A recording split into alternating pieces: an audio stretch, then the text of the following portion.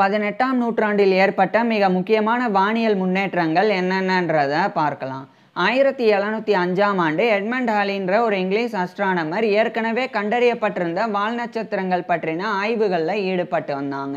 அப்போ அவர் 1531, 1607, 1682 இந்த 3 ஆண்டுகளில் அடுத்தடுத்து தோன்றின வால் நட்சத்திரங்கள் வெவ்வேறு கிடையாது. அந்த 3 வால் நட்சத்திரங்களுமே ஒன்று தான், ஒரே வால் நட்சத்திரம் தான். 1531, 1607, 1682 அப்படின்னு அடுத்தடுத்து தோன்றியிருக்கு அப்படின்றத எட்மண்ட் ஹாலி சொல்லியிருந்தாங்க. அது மட்டும் இல்லாமல் நியூட்டனியன் பிரின்சிபல், அதாவது ஐசக் நியூட்டன் அப்படின்ற தலை சிறந்த விஞ்ஞானியினுடைய கொள்கையை அடிப்படையாக வச்சு 1758ஆம் ஆண்டு மீண்டும் அதே வால் நட்சத்திரம் தோன்றும் அப்படின்றதையும் எட்மண்ட் ஹாலி சொல்லியிருந்தாங்க. அதாவது அந்த 1531, 1607, 1682 இந்த 3 ஆண்டுகளில் அடுத்தடுத்து வந்த அந்த வால் நட்சத்திரங்கள் 1758ஆம் ஆண்டு மீண்டும் வரும் அப்படின்னு எட்மண்ட் ஹாலி சொல்லியிருந்தாங்க. இது அந்த காலகட்டத்தில் ஏற்றுக்கொள்ளப்படலை. இதுக்கிடையில் 1718ஆம் ஆண்டு எட்மண்ட் ஹாலி நட்சத்திரங்களும் கூட நகர்ந்துட்டு இருக்கு அப்படின்றத முன்மொழிஞ்சாங்க. அதாவது பல நூற்றாண்டுகளாக நட்சத்திரங்களானது நிலையாக ஒரே இடத்துல இருக்கு அப்படின்னு நம்பப்பட்டு வந்தது. இந்த நிலையில தான் பல ஆண்டுகள் ஆய்வு செய்யப்பட்ட நிறைய நட்சத்திரங்கள் பற்றி எட்மண்ட் ஹாலி ஆய்வு செஞ்சாங்க. குறிப்பாக நட்சத்திரங்களினுடைய பொசிஷன் பற்றி இவர் ரிசர்ச் பண்ணாங்க. உதாரணமாக இப்போ ஒரு குறிப்பிட்ட ஒரு நட்சத்திரத்தை எடுத்து அந்த நட்சத்திரம் பல ஆண்டுகளுக்கு முன்னாடி எங்கே இருக்குது, அதுக்கப்புறம் எங்கே இருந்திருக்கு, இப்போ எங்கே இருக்குது அப்படின்னு அந்த மாதிரி எட்மண்ட் ஹாலி ஆய்வு செஞ்சாங்க. இப்படி ஆய்வு செய்கிறதன் மூலமாக நட்சத்திரங்கள் ஒரே இடத்துல இல்லை, அது நகர்ந்துட்டு இருக்கு அப்படின்றத எட்மண்ட் ஹாலி கண்டறிஞ்சு சொன்னாங்க. இது வானியல்ல மிக முக்கியமான ஒரு திருப்பு முனை. ஸோ அதை 1718ஆம் ஆண்டு எட்மண்ட் ஹாலி சொன்னாங்க. அது அப்போ நிகழ்ந்தது. அதுக்கப்புறமா ஜெர்மனியில் இருக்கிற பெர்லினில் 1725ஆம் ஆண்டு பெர்லின் அப்சர்வேட்டரியானது நிறுவப்பட்டது. அது வானியல் அவதானிப்புக்காக நிறுவப்பட்ட ஒரு அப்சர்வேட்டரி. அது மிக முக்கியமான ஒரு முன்னேற்றம் வானியல்ல. ஏன்னா அதுக்கப்புறம் தான் நிறைய விஞ்ஞானிகள் அந்த பெர்லின் அப்சர்வேட்டரியில் இருந்து தொடர்ச்சியாக வானியல் சார்ந்த ஆய்வுகளை இன்னும் மேம்படுத்த தொடங்கியிருந்தாங்க. மேலும் எல்லாரும் சேர்ந்து ஒரே மாதிரி வானியல் சார்ந்த ஆய்வுகளில் அவங்க ஈடுபட்டு வந்தாங்க. இதனால நிறைய குழப்பங்கள் தவிர்க்கப்பட்டது. அது மட்டும் இல்லாமல் ஒரே இடத்துல அந்த பெர்லின் அப்சர்வேட்டரியில் ஆய்வு செய்யும் போது கண்டறியப்பட்டிருந்த நிறைய விஷயங்கள், வானியல் சார்ந்து கண்டறியப்பட்டிருந்த நிறைய விஷயங்களை டாக்குமெண்ட் பண்ணுறதுக்கு ஏற்ற ஒரு இடமாகவும் அது இருந்தது. அதுக்கப்புறம் தான் இந்த மாதிரி பெர்லின் அப்சர்வேட்டரியை அரசாங்கமே நடத்தினது. அது மாதிரி அடுத்தடுத்து இப்படி நடத்தப்படணும் அப்படின்னு யூரோப் முழுக்க, அதுக்கப்புறம் யுனைடெட் ஸ்டேட்ஸ் அப்படின்னு பல நாடுகளில் இந்த அப்சர்வேட்டரியானது அடுத்தடுத்து வானியல் அவதானிப்புக்காக திறக்கப்பட்டது. ஸோ இது மிக முக்கியமான ஒரு விஷயம். அதுக்கப்புறமா 1728ஆம் ஆண்டு ஜேம்ஸ் பிராட்லி அப்படின்ற ஒரு இங்கிலீஷ் அஸ்ட்ரானமர், அவர் இந்த அபரேஷன் ஆஃப் லைட்டை கண்டறிஞ்சாங்க. அதாவது ஒளியினுடைய பிறழ்ச்சியை அவர் கண்டறிஞ்சாங்க. அதை வச்சு பூமியானது நகர்ந்துட்டு இருக்கு அப்படின்னு பூமியினுடைய இயக்கத்தை பற்றி இவர் தெளிவுபடுத்தினாங்க. அதாவது இந்த அபரேஷன் ஆஃப் லைட்னா என்னன்னா, இப்போ பூமியிலிருந்து நட்சத்திரத்தை பார்க்கும்போது பூமி இப்போ எங்கேயுமே நகரலை, அது நிலையாக ஒரே இடத்துல இருக்கு அப்படின்னா அப்போ நட்சத்திரத்தினுடைய ஒளி எந்த பக்கமும் நகராது, அது நேராக பூமியை அடையும்.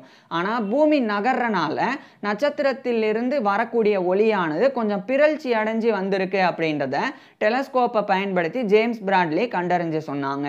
இதை புரிகிற மாதிரி சொல்லணும்னா, இப்போ நம்ம ஒரே இடத்துல நிற்கிறோம், காற்றுலாம் எதுவும் அவ்வளவா பலமாக வீசாமல் மழை இப்போ ஒரே இடத்துல பெஞ்சிட்டு இருக்கு.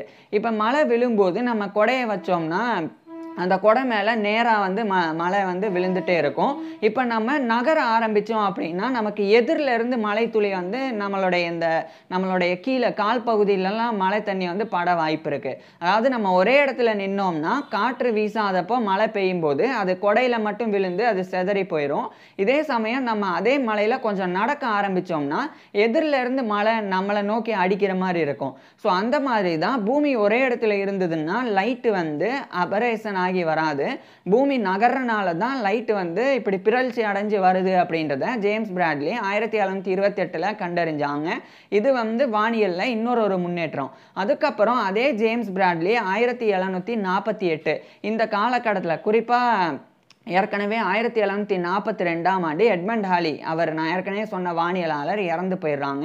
அதுக்கப்புறம் 1748 அந்த ஜேம்ஸ் பிராட்லி அவர் வந்து இன்னொரு முக்கியமான ஒரு விஷயத்த சொன்னாங்க.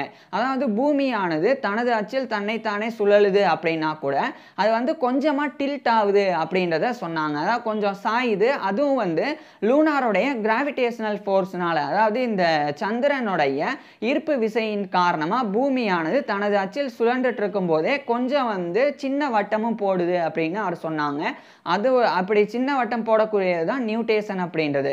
உதாரணத்துக்கு சொல்லணும்னா பம்பரம் வந்து இப்போ வந்து நம்ம தரையில் வந்து பம்பரத்தை சுத்த விடுறோம்னா பம்பரம் வந்து சுத்திட்டே இருக்கும். ஆனால் பம்பரத்தினுடைய தலைப்பகுதி மேல் பகுதி வந்து கொஞ்சமாக வந்து அது ஒரு சின்ன வட்டம் போடுற மாதிரி நமக்கு தோணும். அது மாதிரி பூமியும் வந்து ஒரே மாதிரி தன்னைத்தானே சுழன்றாலும் அதனுடைய மேற்பகுதியை வந்து கொஞ்சம் அப்படியே சுழன்றுட்டு இருக்கு. அதனுடைய நார்த் போல் வட துருவமானது சுழலுது. அதுக்கு வந்து சந்திரனுடைய ஈர்ப்பு விசை தான் காரணம் அப்படின்னு இவர் ஜேம்ஸ் பிராட்லி 1748ஆம் ஆண்டு கண்டறிஞ்சு சொன்னாங்க.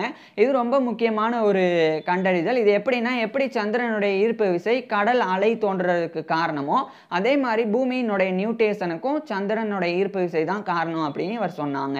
இதுக்கப்புறம் தான் மிக முக்கியமான ஒரு விஷயம் நடந்தது. அதாவது 1758ஆம் ஆண்டு ஏற்கனவே அந்த 1531, 1607, 1682 அப்படின்னு இந்த 3 ஆண்டுகள்ல அடுத்தடுத்து வந்த வால் நட்சத்திரம் ஒன்று தான்.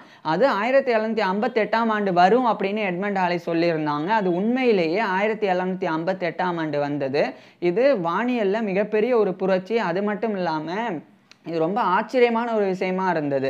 குறிப்பாக எட்மண்ட் ஹாலி இறந்து போயிட்டாங்க 1742லேயே.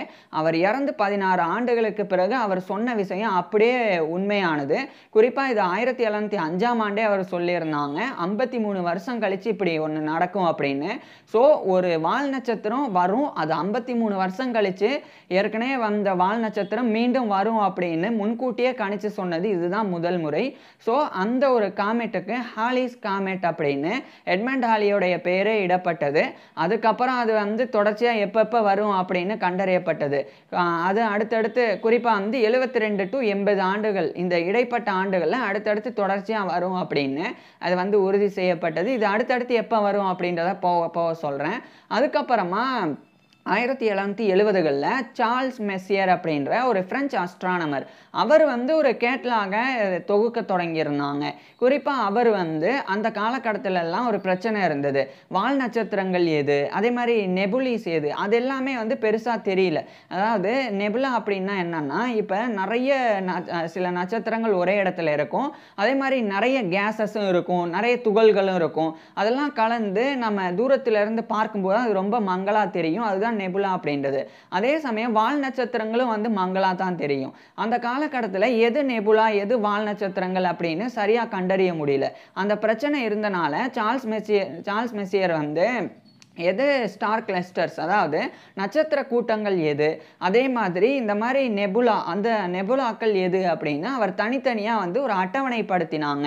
அதை வந்து அட்டவணைப்படுத்தி M1 M2 அப்படின்னு M1 அப்படின்னா சார்ல்ஸ் மெஸ்ஸியருடைய அந்த மெஸ்ஸியருடைய ஃபர்ஸ்ட் லெட்டரான M அதை எடுத்துட்டு இவர் கண்டுபிடிக்கக்கூடிய ஒவ்வொரு நெபுலா அல்லது நட்சத்திர கூட்டங்களை 1, 2 அப்படின்னு பேரிட்டாங்க. அதுதான் M1 M2 அப்படின்னு. ஸோ அந்த மாதிரி இவர் கண்டறிய தொடங்கியிருந்தாங்க. இதுக்கிடையில் 1781ஆம் ஆண்டு வில்லியம் ஹெர்சல் அப்படின்ற ஒரு இங்கிலீஷ் அஸ்ட்ரானமர் அவர்னால வந்து யுரேனஸ் அப்படின்ற ஒரு பிளானட் கண்டறியப்பட்டது.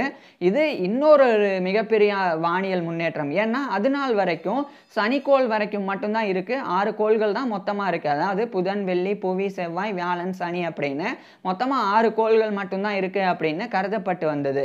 ஏன்னா சனிக்கோள் வரைக்கும் வெறும் கண்ணால் பார்த்துடலாம். ஆனால் டெலஸ்கோப் இருந்தால் தான் யுரேனஸை பார்க்க முடியும். ஸோ டெலஸ்கோப் கண்டறியப்பட்டு 150 ஆண்டுகளுக்கு பிறகு 1781ஆம் ஆண்டு வில்லியம் ஹெர்சல் யுரேனஸை கண்டறிஞ்சாங்க.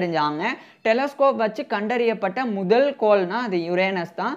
ஸோ 7வது கிரகமும் இருக்கு, அது யுரேனஸ் அப்படின்னு வில்லியம் ஹெர்சல் கண்டறிஞ்சாங்க. அதுக்கப்புறமா 1780களில் இந்த காலகட்டத்தில் குறிப்பாக இந்த காலகட்டத்தில் சார்ல்ஸ் மெஸ்ஸியர் வந்து அவருடைய கேட்லாக முழுமையாக வந்து முடித்தாங்க. அதை ஃப்ரெஞ்சு லாங்குவேஜ்லேயே ஒரு டெக்ஸ்டாகவும் எழுதி வெளியிட்டாங்க. அதனுடைய இங்கிலீஷ் டைட்டில் சொல்கிறேன், நெபுலிஸ் அண்டு ஸ்டார் கிளஸ்டர்ஸ் அப்படின்னு அதனுடைய பொருள். ஸோ அதை 1780களுக்கு பிறகு சார்ல்ஸ் மெஸ்ஸியர் வந்து வெளியிட்டாங்க. அதில் அவர் வந்து மொத்தமாக 110 அதாவது 110 நெபுலா மற்றும் நட்சத்திர கூட்டங்களை அவர் வந்து எழுதியிருந்தாங்க. M1 M2 அப்படின்னு M110 வரைக்கும் அவர் வந்து சொல்லியிருந்தாங்க.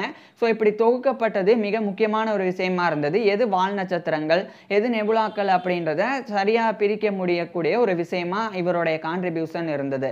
அதுக்கப்புறம் 1783ஆம் ஆண்டு அந்த வில்லியம் ஹெர்சல் அவர் வந்து இன்னொரு விஷயத்தை கண்டறிஞ்சாங்க. நம்மளுடைய சோலார் சிஸ்டம் ஆனது கொஞ்சம் அப்படியே நகர்ந்து போயிட்டு இருக்கு அப்படின்றத கண்டறிஞ்சாங்க. அதாவது அதனால் வரைக்கும் சூரியன் இருக்கு, சூரியனை பூமி உட்பட அனைத்து கோள்களும் சுற்றி வருது. இதுதான் வந்து சோலார் சிஸ்டம். இப்படி இருக்கும்போது அந்த சோலார் சிஸ்டமே ஒட்டுமொத்தமாக, அதாவது இந்த சூரிய குடும்பமே ஒட்டுமொத்தமாக சூரியன் உட்பட எல்லா கோள்களும் அப்படியே வந்து கொஞ்சம் கொஞ்சம் அப்படியே நகர்ந்து போகுது அப்படின்றத வில்லியம் ஹெர்சல் கண்டறிஞ்சாங்க. இதை எப்படி கண்டறிஞ்சாங்கன்னா, நட்சத்திரங்கள் சில நேரங்களில் இப்படி நகர்ந்து போகிற மாதிரியும் சில நேரங்களில் இப்படி நகர்ந்து போகிற மாதிரியும் இப்படி நகர்ந்து போகிற மாதிரியும் வெவ்வேறு விதமாக தெரிஞ்சுது. இப்படி அந்த நட்சத்திரங்கள் நகர்ந்து போகிற மாதிரி நமக்கு தெரிகிறதுக்கு உண்மையான காரணம் என்னன்னா, நம்மளுடைய பூமி உட்பட நம்மளுடைய சோலார் சிஸ்டம் அப்படியே நகர்ந்துட்டு இருக்கு, அதுதான் அப்படின்னு அவர் கண்டறிஞ்சாங்க. உதாரணத்துக்கு நம்ம நடந்து போனோம் அப்படின்னா ஒரே இடத்துல இருக்கக்கூடிய மரம் செடி கொடி எல்லாம் அப்படியே பின்னாடி போகிற மாதிரி தெரியும். அது உண்மையிலேயே அது பின்னாடி போகுதான்னா கிடையாது, நம்ம தான் முன்னாடி போகிறோம் அப்படின்னு அர்த்தம். அது மாதிரி நம்மளுடைய சோலார் சிஸ்டமே நகர்ந்துட்டு இருக்கு அப்படின்னு இதை வச்சு வில்லியம் ஹெர்சல் கண்டறிஞ்சாங்க.